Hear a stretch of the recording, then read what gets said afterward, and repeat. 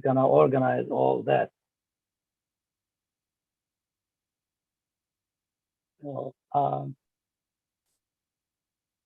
brother's voice isn't coming across very clearly. It's very muffled.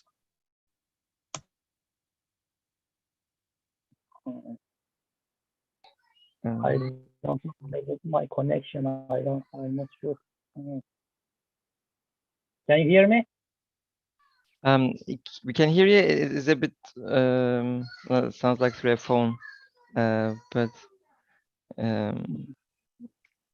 it could be the headset or the microphone. Not sure. But I mean, we can hear you though. I mean, it is a bit. Okay. How is it now? Oh, it's much better. Okay, then I'll use the phone's microphone. Yeah, I don't have much to add onto that for now. Okay, but yeah, that's great. Like these sections are indeed connected to each other, and they open up discussion further, inshallah. But if you would like to also remind us of anything, feel free to do that. Konabi, would you say anything about this section of these two modes of creation? Yeah, Bismillah ar-Rahman ar-Rahim.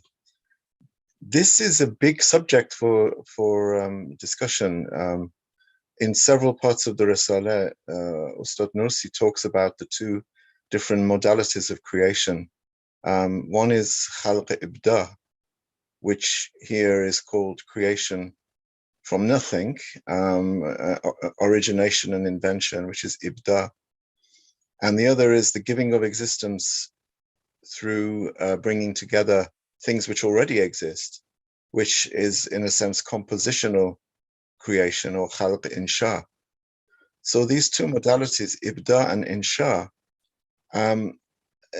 generally I think there is a misunderstanding on this issue, because some people say that some things are created through khalq ibda and other things are created through khalq insha. In other words, ibda is originative creation from nothing, and it is constant at every moment. It's what I call momentaneous creation. And it is apparently from nothing. Ustad Nursi, he repudiates the idea that nothing can be turned into something. He says it's created from apparent non-existence. In one part of the Risale, he clarifies this. It's not creation from nothing, it's creation from apparent nothingness. And this creation is constant. It's at every instant, at every second. Now, I would disagree that this khalq ibda is only for some things, although I'm ready to be corrected on this. Everything is created through khalq ibda. In other words, at every second, everything is created directly by Allah. However, if we look at a succession of these momentaneous creations, in other words, if we put together these different instances of khalq ibda, what we get over time is khalq insha, which is compositional creation. And the best example, the best allegory really is of a film, a physical piece of celluloid, of film. So when we watch a film, we see fluid movement. We see the actors moving. Say someone moves across the room, goes into the kitchen, makes a cup of tea. In actual fact, that film is made up of discrete single images. And those images are, in a sense, analogous to khalq ibda. So, for example, I don't know how many frames make up 1 minute of film, but it must be hundreds and hundreds. So we imagine each moment, each second, there is one frame of film. And then after that, there is another frame of film, and then another frame, and then another frame. And when these are run together, it gives us the impression of motion. So I always liken khalq ibda to the single frame in which nothing is moving at all. It's like a snapshot, like a photograph. And you can actually do this yourself. If you take a photograph and then a second later you take another one, and a second later you take another one, and then later on, when you've taken hundreds and hundreds of photographs, if you run them together concurrently, you will see the appearance of motion and of movement, of linear movement. And I think this is how Allah creates. We don't see things being created from nothing at every instant. We don't see Khalq Ibda. But Khalq Ibda is there. All we see is Khalq Insha. We see a compositional, gradual creation. So, for example, a good example is the embryo, the child in the womb. Over a period of 9 months, we see it growing from 1 cell to 2 cells to 4 cells to 8 cells. And then at the end of the 9 months, you have a fully formed baby. But at every instant of that baby's existence, there is a direct creation by Allah from, apparently from nothing. In actual fact, as Ustad says, it is like invisible writing. I don't know whether you used to have these things when you were little, but we did many, many years ago. You would write something with a pen, and then you would put a special liquid on it, and then the writing, the invisible writing, would suddenly become visible. So Ustad likens the Khalq Ibda, the momentaneous or originative creation, to invisible writing. Now, that invisible writing exists somewhere else. So in Allah's knowledge, everything exists. Everything that will exist exists in his knowledge. Then when it's time for it to exist in this world of creation, in this alam shahada, in this this seen world, it comes from the unseen into the seen world as though from nothing. But then, because these creations, one after the other, accumulate, we actually don't see that creation from nothing. We see creation in a compositional way. Now, this is quite a deep subject, and I don't know whether I've done it justice by introducing it like this. But I am of the opinion that it's not two modes of creation that are not together. I think these are together. I think we get insha from the accumulation of ibda, but I may be wrong. These are like perception, maybe. Is it? Oh, go ahead, Fatah. Just add to Colin Abi's comments. Yeah, they exist together. In other parts of Risale, Ustad mentions something like even in Khalq Insha, like composition, the shape is completely different than the, previous forms. For example, let's think of a tree. All trees are dying in the northern hemisphere right now. They lost their leaves and stuff. They're gonna be alive next year. Next year, they're gonna have a different shape. Although it's insha, their particles and elements will come from the soil, and then the leaves and fruits are going to be rebuilt by insha, but they will have a different shape from last year. So that part of it, at least, Khalq Ibda. Then there's no like that mold always changes. You're saying, which like Khalq Insha is also as complicated as Khalq Ibda in that sense, right? Compositional creation is supposed to be as easy or as hard as creating from nothingness. Yeah, and those like distinction is, I think, kind of makes us like easier to understand the creation. But if you go in deep, which we cannot maybe comprehend with our understanding in this world, I think, as Colin Hocam said, they are together. Yeah. So I guess both of you implied some to this, but Harun abi asks on the chat, says like, why do you think Nursi distinguishes these two types of creation? Like the reason that it is included in this part, like distinguishing of these two, although they are, as Konab says, they are close, they're in the form of like creation, they are like the same, it requires the same level of knowledge, same level of thing, but they are they might be considered the same, just two different manifestations of the same fact. But like, why do we need to know this in this context, and why does Ustad Nursi mentions this in this, like maybe how does it help us understand creation? This is a very Harunian, if I can use an adjective from his name. It's a very Uh, Harunian question. yes, it is. It's a very typical question. As I understand it, what Ustad is doing here, he's showing that at every moment there is a new creation. If you were to look, if you were able to look deep into a cell, deep into, you know, the atomic structure of the cell, you would see like a blinking effect, you know, on, off, on, off, on, off, just like an electric current. This direct creation at every instant, uniquely. So at every instant, there is a unique creation. And, you know, we read in Quran, Kullu yawman huwa fi sha'an, at every instant. Yawm there could be day, it could be minute, it could be instant. He is in a new manifestation. In other words, if we don't have Ibda, if Ustad hadn't talked to us about Ibda, we would have thought that, for example, Insha is the only kind of creation. In other words, the creation there starts and is the same all the way through.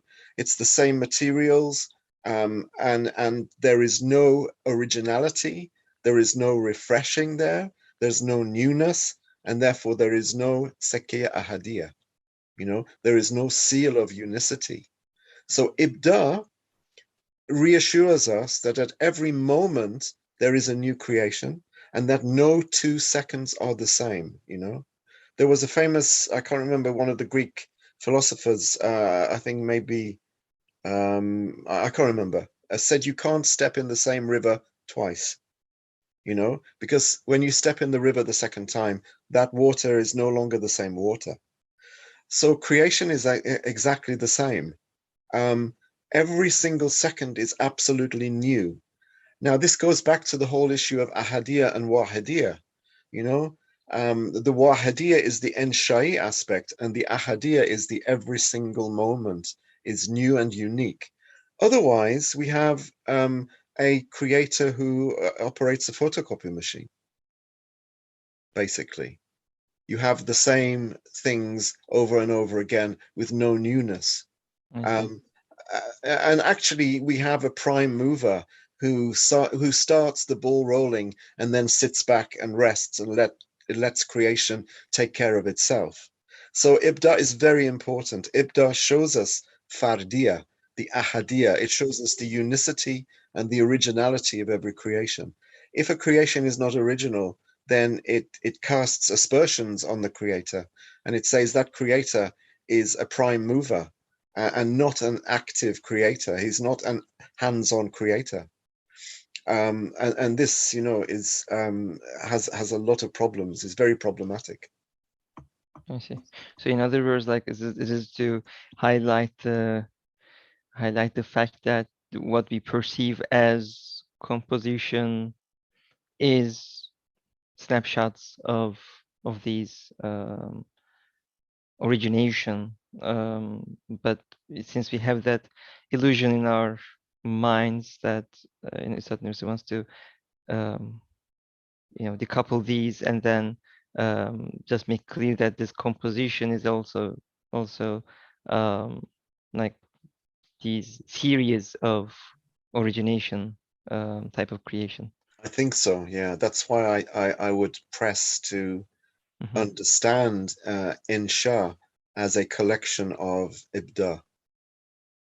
Rather than these are two different modalities. Some things are created through Insha, some things are created through Ibda. This is how someone actually explained it to me, and to me it didn't make sense, because every single second there is a new. We know that God is creating continuously. His qayyumiyah means that everything is continuous. But the thing is, if you plant a seed, and if that tree is exactly the same as it was when it was a seed, when it's a tree, I mean, it doesn't make sense. Even saying it doesn't make sense. At every second, it has to be different. Nothing lasts more than 2 moments. Nothing can last more than 2 moments. Nothing can sustain itself for more than 2 moments. Yeah. So the sustenance, the rububiyah, is continuous and consistent. And brother Salih has mentioned that Ismi Qayyum requires Khalq Ibda, the origination, creation, and we will inshallah cover in the next sections. Ismi Qayyum is one of these 6 greatest names, and I guess it is also a good point that it makes it clear that Ismi Qayyum is giving the same picture to us, like Who said creating. that? That's an excellent point. Salih Tolga. Mashallah. So on the chat, Özaslan there. Yeah. So and Harun abi also said on the chat now, and Harunian response as well, as we may call it. Yes. It says it seems Ibda is approached by quantum physics, while Insha, Ibda is the origination, Insha is composition. Ibda origination is approached by quantum physics, while Insha composition is approached through Newtonian physics. Excellent. From name's perspective, Ibda is more related to Ahad. Again, origination is more related to Ahad. Insha, composition, is more related to Wahid. Ahsan, mashallah. And there is from brother Fatih, not this Fatih Atay, but another brother Fatih, I imagine. The chat says, our Prophet ﷺ miracles of barakat, the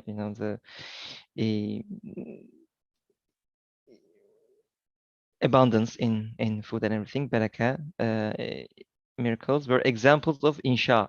He always told his companions to bring something and increase them in amount as a miracle, water, food, etc. So there is, right, I guess in all of these miracles, that's an interesting point too, right? I mean, there is water, there's some water, and they right in the mu'jizat, in the miracles of Prophet Sallallahu Alaihi Wasallam, he asks for some water, and then Allah makes that abundant through his hands, but he does get some small amount of water to start with. So maybe it is some sort of like a creational sign about insha, like it is from nothingness at the end of the day. There is almost there is that sample, or there is that mold, but it's not really creating it. It is something to start off. So there are interesting, I guess, signs of, I guess, to the mysteries of creation, so to speak. Fatabi,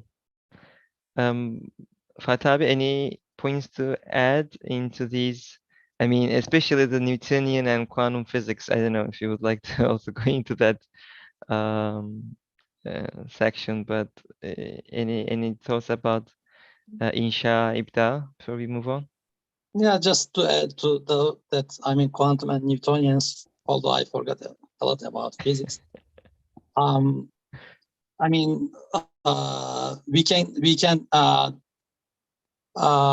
deduct Newtonian physics from quantum mechanics. I mean, if you apply it to the bigger things, it's same as we get the formulas for Newtonian physics. So, I mean, they are together, but I mean, quantum physics is more comprehensive. So, I mean, in the essence, they are not that different. I mean, just to add that. I mean, we were discussing Ibda and Insha, they are together, they act together. Yeah, just like correct, right? I mean, it's a different lens or different scale when you look at one, you see one. At another scale, when you look at it, you see the other. But essentially, it's the same. Like maybe for the creation, it might be said the same thing. I mean, they are the same. Creation is creation. When you look at one scale, it is from nothingness. When you look at another scale, it looks like it is a composition or a continuation of an action. Nebi abi had raised his hand, but I don't know if he still wants to speak. I'll still. Assalamu alaikum. Alaikum salam. Yeah, related Ibda and Insha. If we say that all the creation is Ibda, then that difference, I could not understand very well. For example, if we go to the atomic level of the creatures, for example, if we see an apple, for example, has been created, but that apple material, if we go to the atomic level, maybe all the materials were already created before, but later on it has been created again. Then if all the materials, all the atomic particles were already created before, then that creation should be described as insha. This is my understanding. But in that creation, there is also ibda. Yeah, the shapes are new. Maybe the life there is also new. If we say that all creation is ibda, then such differentiation cannot be easily understood by me. There must be, if all the particles are already there, and from those particles, from the soil, from the air, from the water, 4 elements, from the light, the particles are coming all together, and then a new creature has been created by the creator. Such a creation can be described as insha. If all the particles were there, had already been created before. But Allah subhanahu wa ta'ala has so powerful, Allah subhanahu wa ta'ala is so powerful, then he can create from nothing. And all the creation was also created from nothing, just at the beginning. I could not understand very well all the creation as ibda. I'm not sure about this. Thank you. I think the problem there is when you say before, when you say that the atoms were created before, what does that mean? If when Allah creates something, that thing that he creates cannot last more than one instant before it needs to be sustained. And that sustenance comes directly from Allah continuously. So we see insha, we only see insha, but in actual fact, there is no before or after. No atom can last more than an instant. It won't be the same atom when it's recreated, because Allah is constantly creating.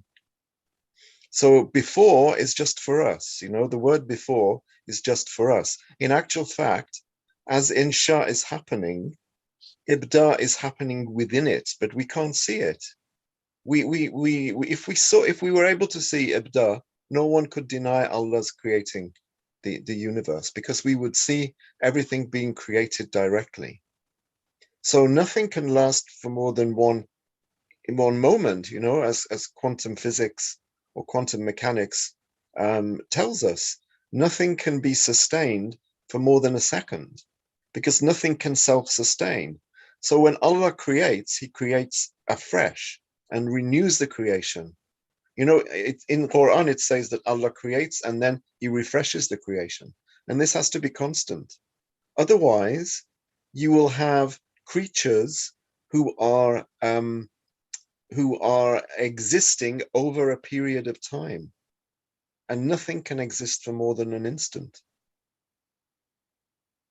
So insha is what we see, but it beneath it, at that very foundational level, it is ibda. And there is no before or after. You know, the atoms within an apple are very similar. You know, when they're recreated, they're very, very similar. It's the same as if you take photographs of something and you keep taking photographs. Every photograph that you take will be different, but it will be very similar to the one before. But it won't be the one before. However, when you perceive them all together, then it will look as though entity A has moved across in a linear fashion from X to Z. But actually, when A starts at X and when A gets to Z, it's no longer A.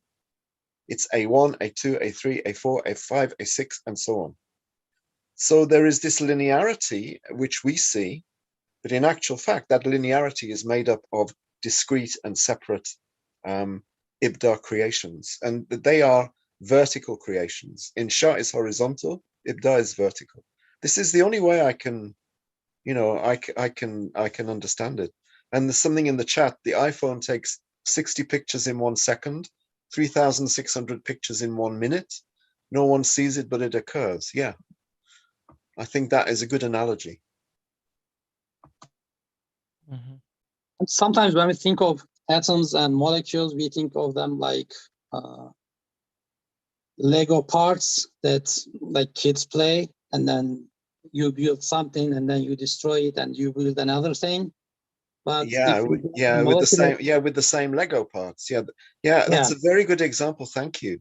That's an yeah, excellent and example. The actual, they're not Lego parts which, you know, last for years. Like my kids had Lego and they had bits of Lego that, you know, we found them some recently, you know, behind chairs and under tables and, you know, from years and years ago, the same bits of Lego. But the creation is not like Lego, you know, it's not the same atoms being employed, you know, constantly. These atoms are constantly being refreshed. and also, I mean, when we go like deep into that, we see that everything is vibrating. I mean, in the molecular and atomic level. I mean, of course, we cannot see it with our eyes. Yeah. And like, it's a very delicate thing. I mean, if it is not created every time again and again, it might collapse and become like a black hole. Yeah, I wish I'd done science. I didn't do any sciences, so these things are very difficult for me to conceptualize. But yeah, I've heard them people say that, you know, there are vibrations and oscillations at, you know, at the very foundational level. And I've heard that, you know, the light current, when you put the electric light on, is also vibrating and going on, off, on, off. Is that true? Yeah. It's a wave nature of light. Yeah. Right. Okay. And Harun abi noted on the chat something like Ibda is to the information knowledge aspect. Insha is to the factory logistics power aspect of creation. So maybe I think again he can unmute himself. I made him a co-host if he wants to do that. But what I understand from this is these two concepts help us. I mean, again, it doesn't define how Allah creates things. Maybe we cannot really know the true nature in any way. But I guess it helps us maybe understand different aspects of His manifestations and different aspects of his names, you know, sustaining, and you know, he says like logistics, power of creation, different aspects of, yeah, I think his power, his knowledge. Ibda, he says, is created to knowledge aspect. So maybe it can help us, right? I mean, seeing things in a linear fashion, for example, helps us deduce certain things, I guess, for human beings. It's a tool for us to maybe understand these things rather than defining or restricting how Allah is creating things. Can we maybe say that? And how, I don't know if I've misunderstood what you have said here. And if you don't want to talk, that's also okay. And I guess Cezmi abi said, I think he gave a quote from the Risale-i Nur. I think this is from Nature treatise, at the end of the Nature treatise. A power that in one spring makes exist out of nothing the forms and attributes of 300,000 animate creatures, and besides their particles, all their conditions and states. Yeah, that everything is created, from his, and he notes besides, together with their particles, all their conditions and states. So he says it is created. I think this is, I think, at the end of Treatise of Nature, when there's a question about, a doubt that is being explained about nothing is created from nothing. I mean, and everything is there's that, philosophical arguments. I think that's in response to this, I believe.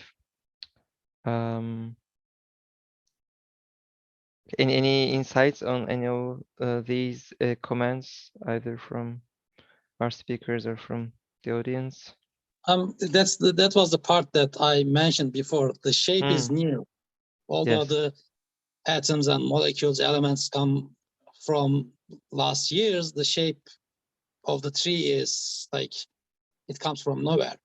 And also, just another thing that we usually forget about is Allah is also the creator of time.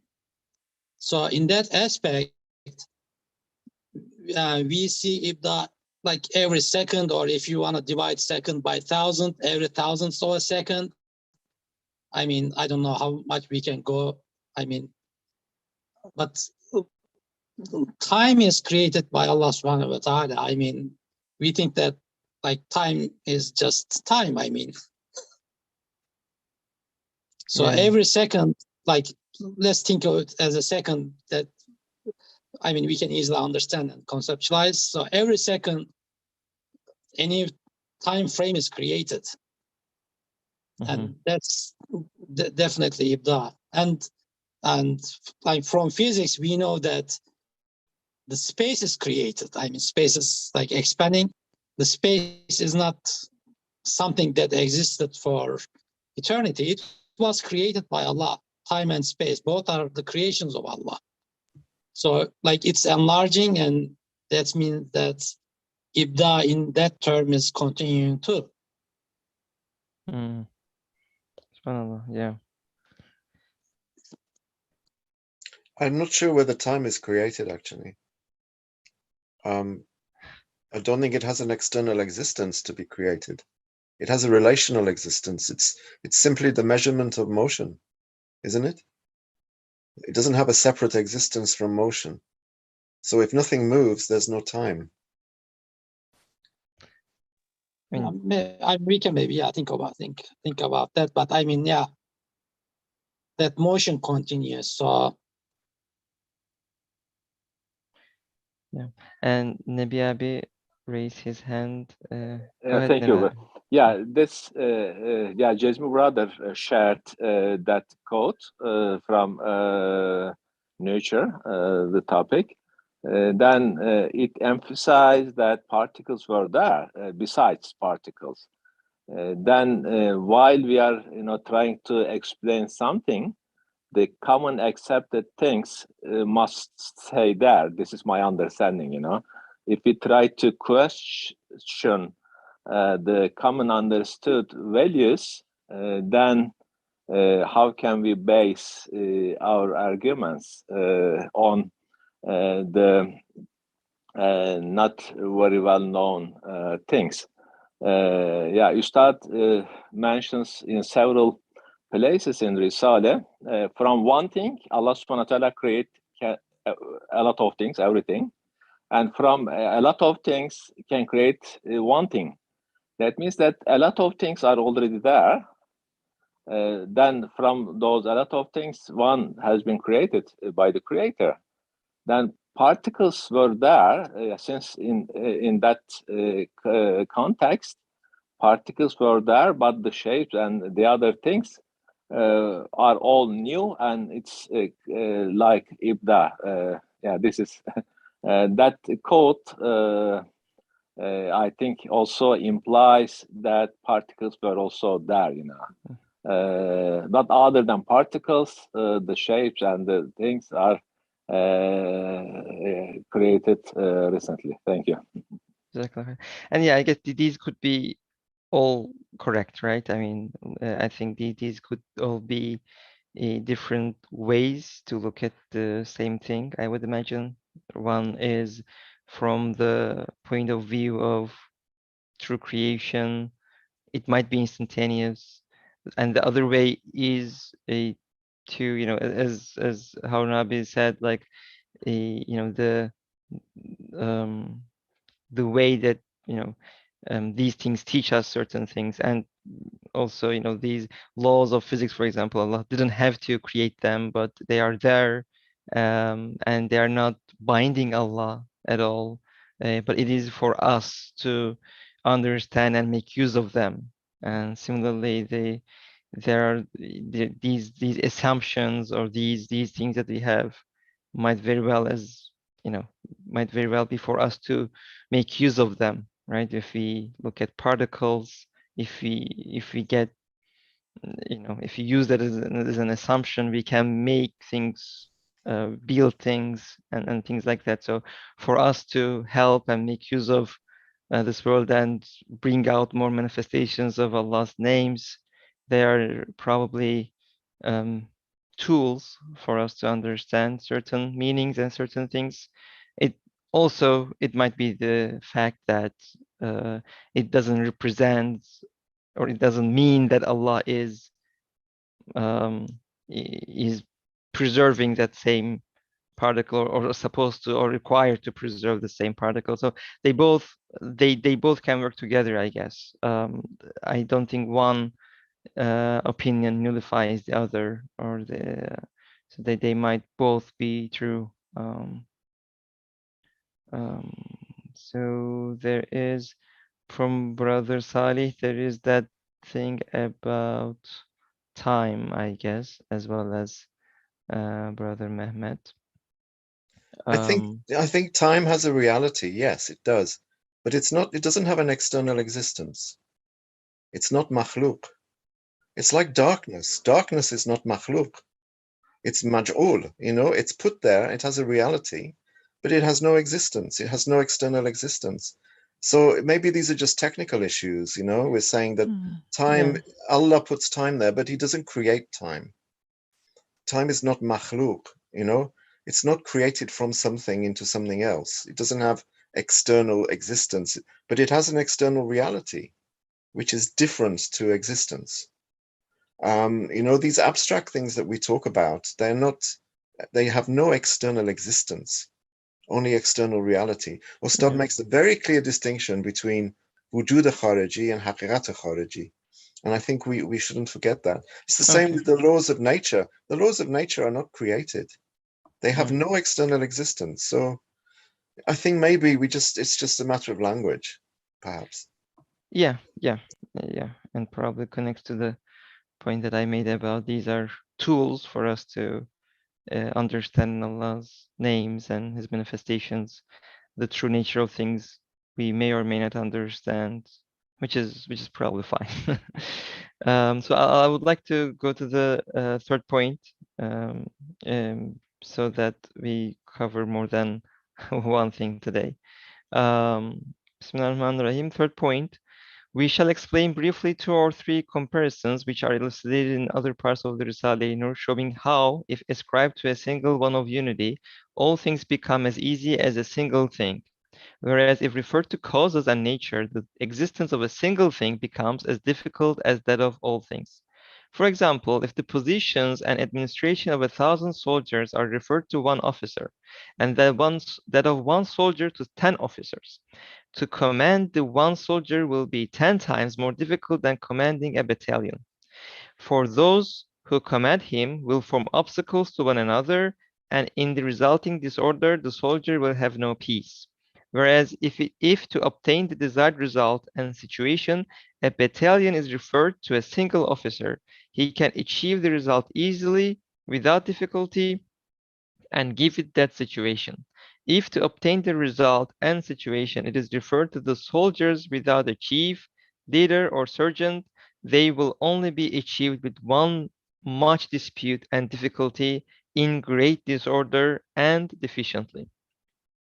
Second comparison, for example, if a master builder is appointed to give the stones in the dome of a mosque like Hagia Sophia their suspended position, he may do so easily.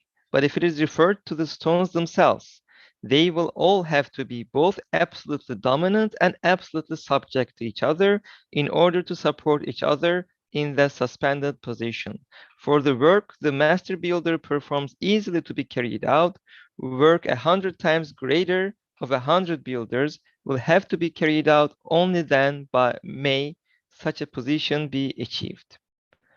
Third comparison, for example, since the globe of the earth is an official, a soldier of the single one of unity, which heeds that single command, such results are obtained as the change of the seasons, the alternation of day and night, the lofty, majestic motions of the heavens, and the changes in the cinema-like celestial scenes. On receiving the single command of that single one, in rapturous joy at its duty, a single soldier like the earth rises to revolve in two motions like an ecstatic Mevlevi dervish, and is the means to those splendid results being achieved. It is as if the single soldier is commanding magnificent maneuvers on the face of the universe.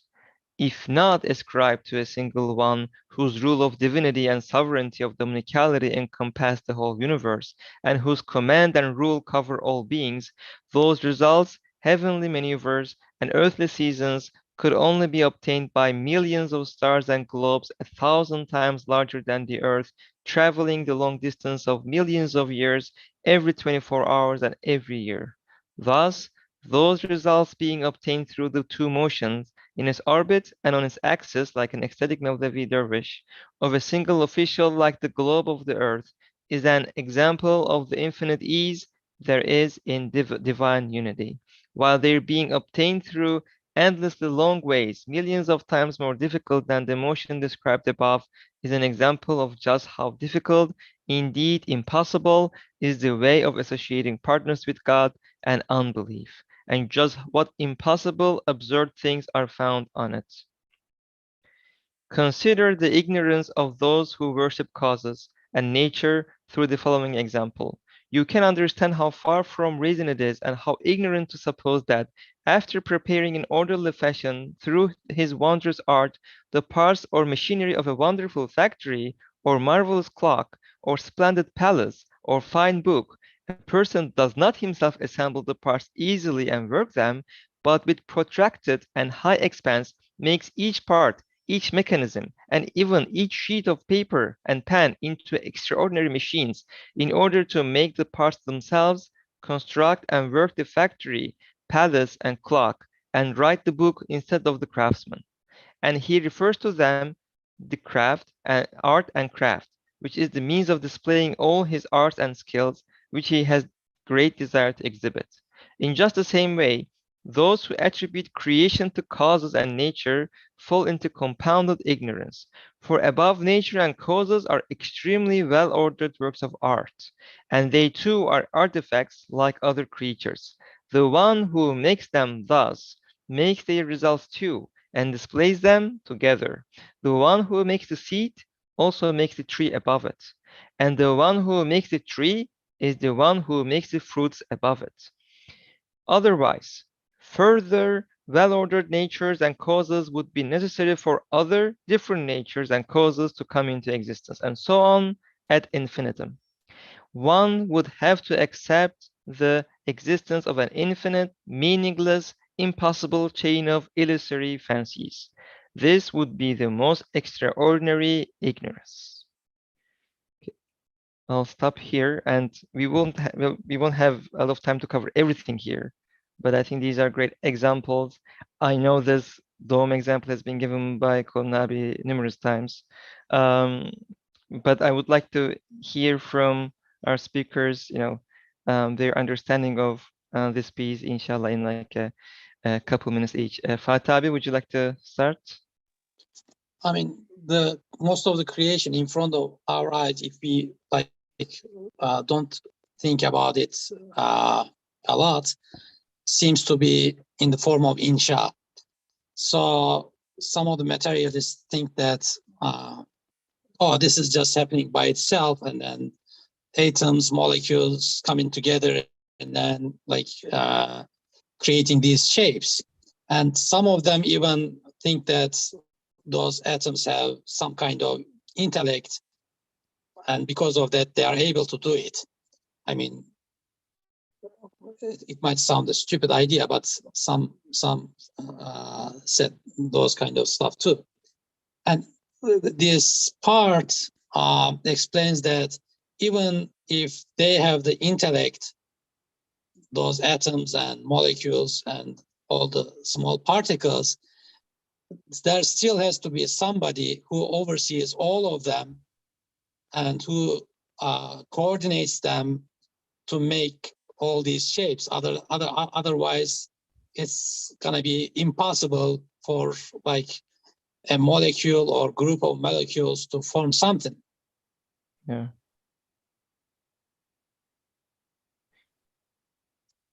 And that's what I understand. Yeah. And yeah, the nature, I guess, right? The example of like nature and having this machine that makes a machine that makes a machine, right? I mean, that is it's indeed quite an absurdity. Kolnabi, and I guess there is that connection from the previous part as Fatih Abi kind of drew. Would you like to talk a little bit about this part? No, I don't have anything to add, really. Really? Okay. All right. So, inshallah, this, I won't go into the fifth indication because of the time constraints. Any final thoughts then, Kolnabi, about this session? And this. No, I think what's been said is quite clear. All right. Jazakallah khair. And yeah, it was a wonderful and lively discussion. Lots of, alhamdulillah, lots of ideas, and it's good to have these lively and fruitful discussions, alhamdulillah.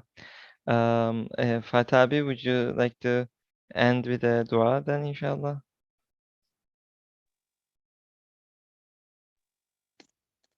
Okay. سبحانك لا علم لنا إلا ما علمتنا إنك أنت العليم الحكيم. ربنا لا تؤاخذنا إن نسينا أو أخطأنا. Glory be unto you. We have no knowledge save that which you have taught us. Indeed, you are all-knowing, all-wise. O our sustainer, do not take us to task if we forget or do wrong. Amin. Amin. Alhamdulillah bil alamin. Al-Fatiha.